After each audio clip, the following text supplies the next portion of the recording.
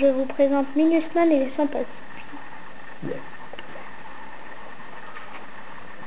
La maîtresse m'a lancé un ballon en me demandant 9 plus 9. J'ai répondu comme une fusée, 18, et je lui ai envoyé très fière. Bravo Minusman, tu fais des progrès. Elle ne se moquait pas de moi. Les nombres me font peur. Je ne les vois pas dans ma tête. Je ne peux pas les toucher. Ils deviennent vite grands, serait-ce petit. Un jour je serai fort, je ne le suis pas encore. 23 plus 23, a-t-elle enchaîné avec un léger sourire. Heureusement que ce n'est pas tombé sur moi. J'aurais paniqué, bafouillé, je me mélange. Cette maîtresse le sait, elle s'adapte à chaque enfant, c'est bien comme ça. Simon a reçu le ballon. Il a crié 46, trop facile pour lui, il jongle avec les nombres, dit-il à la maîtresse. Ballon mental, voilà le jeu qu'elle a inventé pour que nous devenions très forts en calcul. C'est le moment où on est tous très concentrés. Il faut l'écouter, rattraper le ballon, comme un super gardien de but, faire fonctionner son cerveau pour calculer, puis finir par une bonne passe à la maîtresse, en donnant la solution. C'est beaucoup de choses à la fois.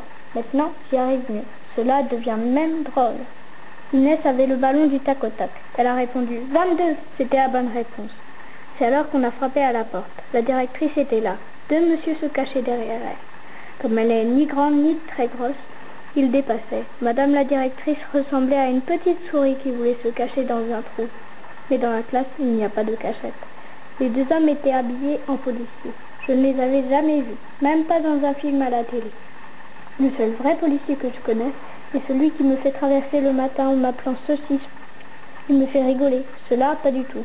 De sa petite voix de gentille souris, la directrice a dit « Quick, s'il te plaît, ton papa est dans mon bureau. Il faut que tu viennes avec moi. » Les deux hommes se sont avancés, les mains derrière le dos.